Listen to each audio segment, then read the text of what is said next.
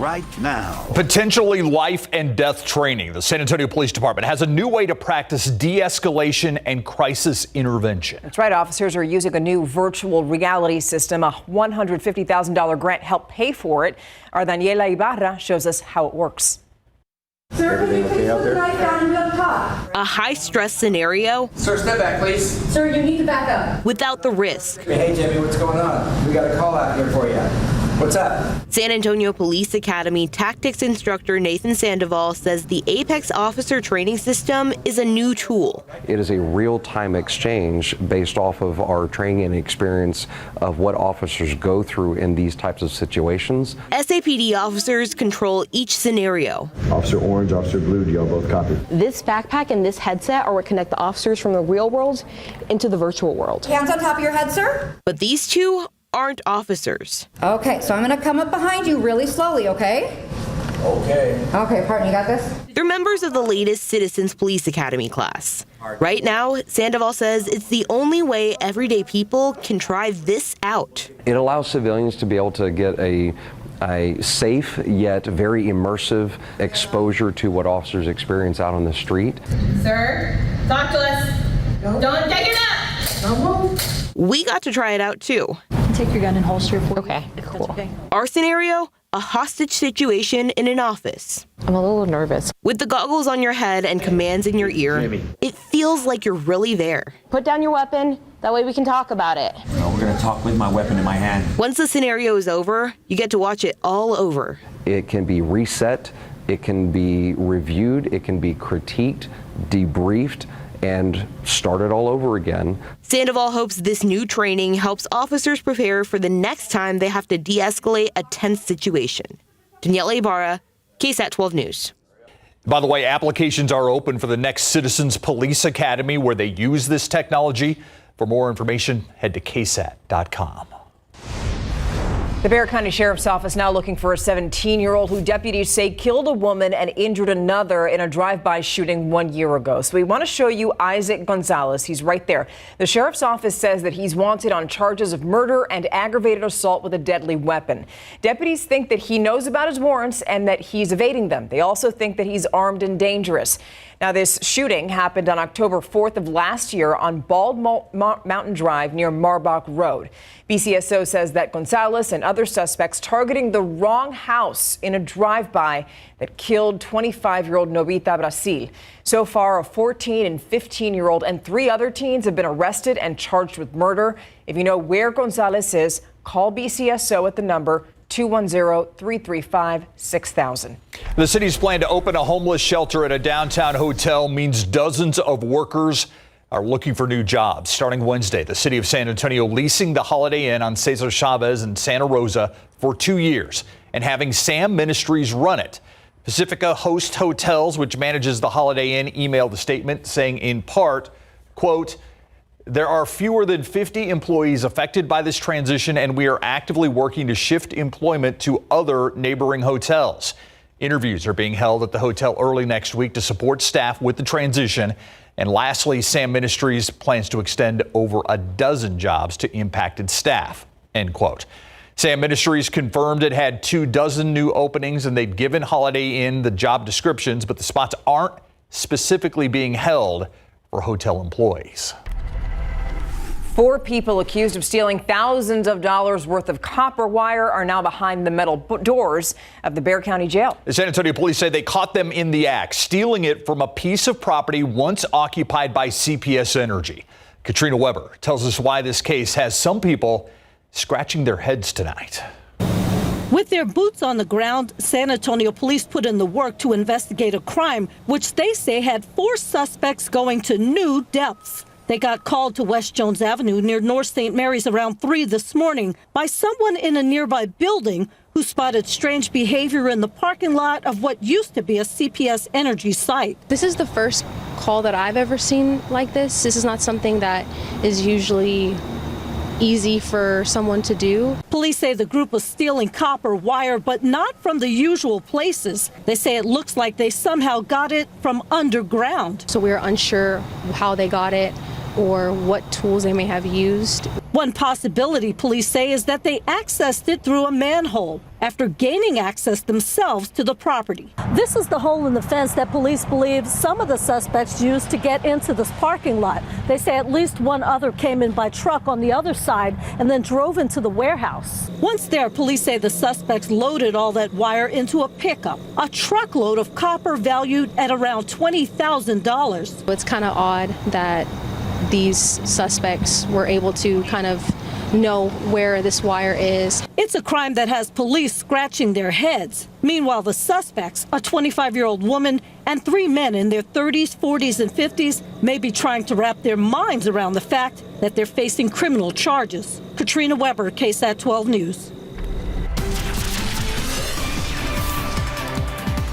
Live look outside right now, I-10 showing us those big clouds off in the distance, but dry right now. Excuse me, yeah, dry right now, but we could see some redevelopment basically at any point here this evening. So we still have that scattered rain chance in the forecast. We'll get to the radar in a moment. I do want to point out the Weather Service did their assessment of the tornado touchdown yesterday over Fort Sam Houston. EF0 rating with an 80 mile per hour peak wind associated with it. It went for 5.17 miles from East Commerce to Austin Highway, tracking over Fort Sam Houston. Duration, 17 minutes from 8:01 to 8:18 a.m. Here's a look at radar. You see the spotty showers out there, very hit or miss, and right now mostly miss. However, we're watching south of San Antonio. This is where everything's been developing, and then moving northward. Already some development just west of Pleasanton and Jourdanton. We'll be watching that because these showers have had a history of growing and getting a little bit bigger as they head northward and into parts of San Antonio. Near I-37 and 1604, one little downpour that's pushing northward. Another close look at this, as well as our rainfall totals and the strong cold front coming up in a little bit. Thank you, Adam. We'll check out traffic right now. We're going to go to I-10 in Callahan, but we're looking actually east at the ramp there that goes to 410 east and west. And you can see that there's some sort of a traffic accident up there. I don't know if it's a stalled car or if there was a collision, but you can see there's a Hero truck out there that's actually directing people around this accident. It's the ramps from I-10 to 410 near Callahan. In other news, now an emotional day turned into an emotional night at the state capitol as state lawmakers debated over sweeping border legislation. Last night on the Night Beat, we told you about House Bill 4 making its way to Governor Greg Abbott's desk. But it wasn't without some heated debate. Listen to what a lawmaker said right there on the House floor. Being attacked on a daily basis. They can't stand on this bill. I've been sitting there my whole time listening to y'all. Y'all don't understand the that y'all do hurts our community. Now, as of now, Governor Abbott has not signed that bill. If he does, the law would increase the penalty for smuggling immigrants or operating a stash house. The minimum sentence would increase from 2 years, which is what it is now, to 10 years. To Houston now, where a high school went into lockdown after its artificial intelligence security system thought a student was walking on campus with a weapon. This image outside of Brazoswood High School is what prompted the lockdown. There it is. The school's AI school system from a company called Zero Eyes thought the object outlined in red was a weapon. Turned out to be a false alarm. One parent who wants to remain anonymous is having mixed emotions about how the lockdown was handled. But I think it's one of the things to say, hey, safe and sorry. But at the same time, it's kind of like the boy who cried wolf, right? So if you say, hey, oh, it's another AI incident. Oh, it's another false alarm. You know, and I pray to God that this never happens here. Zero Eyes, again, the company that makes this technology, said they would rather be safe than risk a dangerous situation. The school system says it will add more safety measures to help prevent future incidents. And we want you to stick around because still ahead here on the news at 6, from the UTSA homecoming game to Muertos Fest. Yeah, there is a lot going on in the Alamo City this weekend. And after the break, we're going to help you navigate the traffic because trust me, there's going to be a lot of it. But we want you to get the most out of this weekend's event. So stick around. We'll be right back after the break.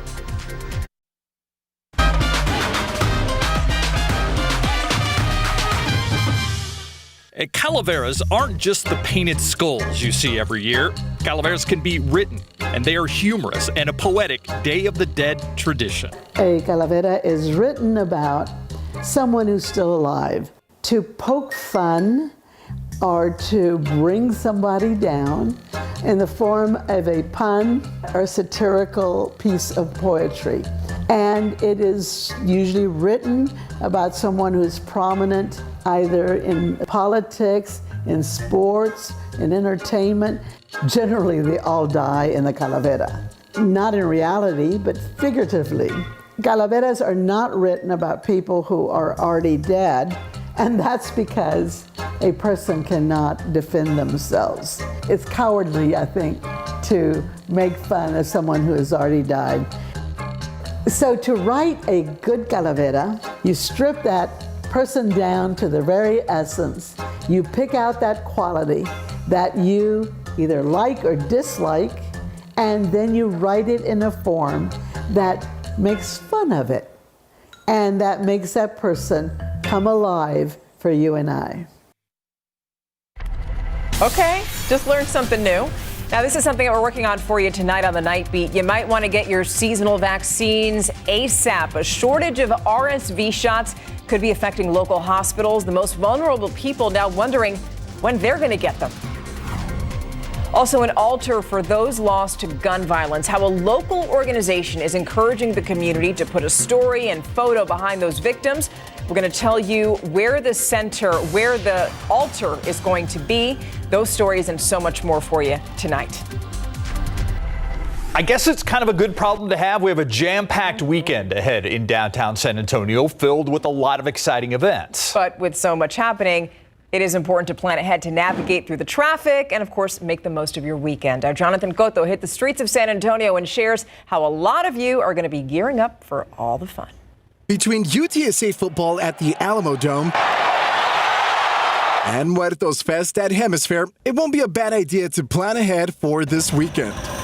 Leslie Rivera, who is preparing for Muertos Fest, says with all the construction happening, it's all about being flexible. We know that construction's happening all the time, so we just kind of adjust as we see those roadblocks. It actually happened this morning coming in. We thought we were going to come in on the side of Cesar Chavez, and then ended up having to last minute, we got to come in through Nueva. The City of San Antonio Center City Development and Operations Department says there will be several street closures in the downtown area, as well as the potential for heavy traffic that'll make it hard to get around. You can park at the Bexar County parking garages, and they're just about 2 blocks away from here.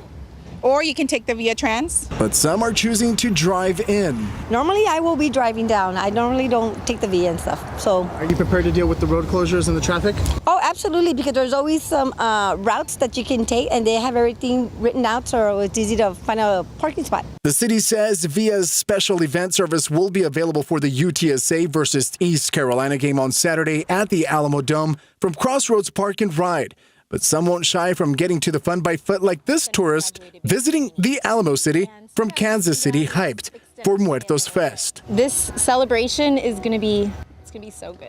Although no major widespread downpours are expected this weekend, some folks say it wouldn't be a bad idea to come prepared. This event is rain or shine. Get your umbrellas and come downtown. There's over 90 altars here. Everyone has put in so much time and effort to honor their families and loved ones, and it's really a sight to see. For more information on how and where to stay updated on street closures and public transportation, visit KSAT.com.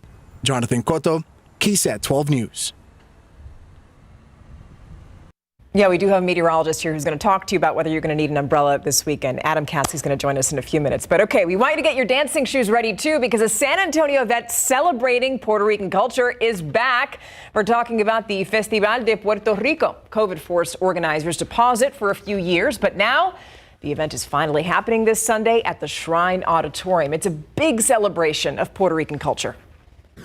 I know they hear our music all the time, so it's their opportunity to come out, move their hips, learn a little bit more about salsa dancing, about eating our cuisine, and looking at our art, and just making new friends. Yeah, by the way, also a chunk of the proceeds from this event are going to go towards scholarships, college scholarships for local students. By the way, I'm going to be emceeing Festival de Puerto Rico, and I'm really excited about that. For tickets and more information, you can look for the story on KSAT.com. calm. Going to be a busy weekend. You and I will be down at Muertos Fest tomorrow. Then you've got the Puerto Rican festival coming up. On Sunday. It's a great weekend here in San Antonio. But, I was thinking about the people who have all of the altars displayed outside. Yes. And, there was rain earlier today. I mean, how are they going to be doing tomorrow? Well, I did see a lot of tents covering them. That was good, but you still get some splash in from the side from the really heavy rain we've had. And I think for most of the weekend will be A-OK, just a stray sprinkle or just that misty dampness and fog in the morning hours. I want to talk about this evening. We're keeping that 40% chance through 10 o'clock. I know we have some breaks in the rain right now, some pretty significant breaks around San Antonio, but we could easily get some quick redevelopment. Then this weekend, 20% chance Saturday, most of Sunday at 20 to 30% chance. It's Sunday night. That's when we get back up to widespread rain and storms, 70% chance of rain, and that lasts all the way into Monday as well, dropping down to 60%. So just remember, our next big opportunity for rain, most of it's going to be coming Sunday night and Monday when parts of our area could easily get another inch. Now we're looking south from I-10, 410 right here. You can see downtown. So we're looking south past downtown. Notice the vertical development in those clouds. We're actually looking directly at this downpour right here. That's at I-37 and 1604 near La Soya. This is pushing up to the north, and there's not much to it. It's just one of those quick splash and dash downpours. Off in the distance as well, just outside of Poteet and Pleasanton, another downpour. And I want to point out another aspect of this. See how they just quickly develop and then move in? We could easily see more of that quick development through 10 o'clock. And notice this green line right here that just moved through Seguin and Lavernia. This is an outflow boundary that is pushing our way from thunderstorms off to the east. That outflow boundary can act as its own triggering mechanism for showers and thunderstorms. So that's moving in. That's why even though we have a break, I'm not going to get rid of those rain chances for the rest of this evening. We need to be prepared for a quick pop-up downpour, maybe even some brief lightning as well. Let's look at some of the rainfall totals just so far today over the past 12 hours, and this is some pretty good coverage. This is what we like to see when we're in a drought. Let's keep denting that drought. We're putting dents in it as we speak. At 5 o'clock, we went to the southeast side. We'll take a look at that coming up at 6:45. But now I want to focus on just west of I-10, these green areas indicating at least a half inch of rain. We're talking along 16 here. And in Helotes, look at that, 0.8, Brandeis High School about 0.4, some good accumulations. Here's a look at the cold front. Not much activity developing along it, but that's going to be changing Sunday night as we talked about. As that drops in, we'll see our rain chances jump Sunday night, and then throughout Monday, some intermittent showers. So first thing Monday morning at the bus stop and for your morning commute, anticipate the rain. Dew point is 71, still very humid. That changes quickly and sharply by Sunday evening with the front. Temperatures anywhere from the 70s to near 90 in Del Rio right now, but we don't have to go far to get into the cooler air. Midland 65, Abilene 64, and farther behind that front, we're down in the 20s and even some teens across the northern U.S. So tomorrow 73 in the morning, 85 in the afternoon, a little bit of fog in the morning. 80s across the board, but Sunday will make it up near 80 at 2 o'clock. Cold front hits at 3 p.m. and then the temperature quickly falls off, and I think by 6, 7 o'clock we'll be down in the 50s. Notice on Monday we've got a high temperature of 46 degrees. Tuesday will be up to 55, but trick-or-treating, other than cold, nothing else to worry about. Okay. It's looking much better. Temperatures in the upper 40s for trick-or-treating. And look at the latest drought monitor coming right up at 6:45. All right, thank you. All right, it's Friday. It's Friday. It's Football Friday. Yes. And this could mean whether some teams make the playoffs or not the next couple weeks. It's a very important time. Late season football. It's the most exciting form of football, I think. And coming up after the break, we're going to visit with Veterans Memorial as they prepare for a late season tilt against Kerrville Tivy. They're featured in this week's road trip. Plus, the San Antonio Spurs are in action tonight as well. The Houston Rockets are in town. We'll take a closer look at Wemby's debut on Wednesday and how it was riddled with foul trouble.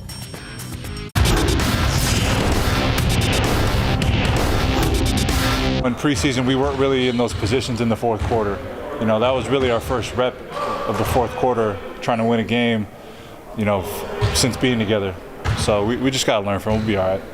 Yeah, the Spurs came out on the losing end of a back-and-forth fourth-quarter battle in Wednesday's opener. We'll see how they respond tonight. It's time for Big Board Sports. Now, nearly every game this time of year in high school football is vital to the playoff picture. Veterans Memorial and Kerrville-Tivy know that all too well right now. The two collide this evening in Kerrville for a late season 13-5 AD2 district matchup, and both the Patriots and Antlers are 2-2 in district action, currently fighting for better playoff seeding. Last week, Veterans Memorial took a loss against Piper, making tonight's game that much more important. This game is very important. It's basically a must-win game if we want to get the seed that we want to get, so it's very important. Especially coming off the loss from last week, we really need a big win, help us with playoff contention, and really just help bring our team up. We all know how big this game is. We all going to come out there and give it our best. All right, that game is a part of our road trip. It's Veterans Memorial at Kerrville-Tivy, followed by Somerset and Bernie. Also, here's our game of the week. Taft versus Jay at the Gus. Kickoff is set for 7:30 tonight. Tune into the Night Beat for all of the BGC highlights.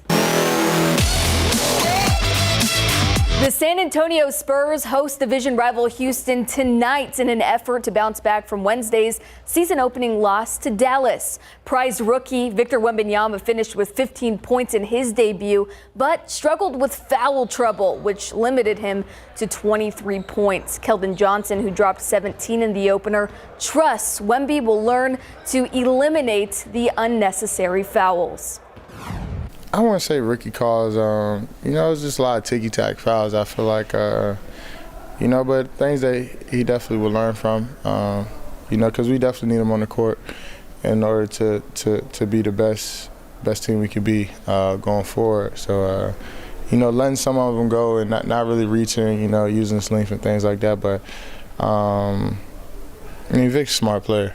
He'll make adjustments and he'll be fine. Tip-off between San Antonio and the Rockets is at 7 p.m. inside of Frost Bank Center. Houston is also looking for a bounce-back win after getting blasted by Orlando 116-86 in their season debut. The Texas Rangers are looking to right-hander Nathan Eovaldi tonight in Game 1 of the 2023 World Series against the Arizona Diamondbacks. Eovaldi, on the brink of history, is aiming to become the first pitcher to win 5 starts in the playoffs. This is Eovaldi's first career start in the Fall Classic. And on the other side, Arizona will hand the ball to Zach Gallen, who is 2-2 this postseason with a 5.24 ERA. I mean the world. It's an amazing experience, and again, to be able to say that you were part of the first one, you kind of set the foundation for the years to come, and you don't really know what will happen after that. But for us to be able to say, like, hey, 2023, we were World Series champions, it means a lot, and there's a lot that goes into it and a lot of weight to it. Game 1 of the World Series between the two wild card teams gets underway at 7:03 this evening. Texas, of course, searching for its first ever World Series championship. The Diamondbacks looking for their second. I noticed a lot of Ranger hats and even a jersey in the newsroom today. It seems like a lot of people are getting in the Ranger spirit. Yes, they are. Yeah, preparing for the rain and the rain. That didn't work. Never. I was the rain and the Rangers? Yeah. I like that. Yeah. If you approve. I like it, yeah. Then it's not good. All right. So after the break, calling for help during an emergency is as easy as dialing 3 numbers, 911. Here's the problem, though. That simple step, it sounds simple, and it is, but it's often abused. Up next, how those bogus calls don't just affect first responders. Can't believe you said that about Mary.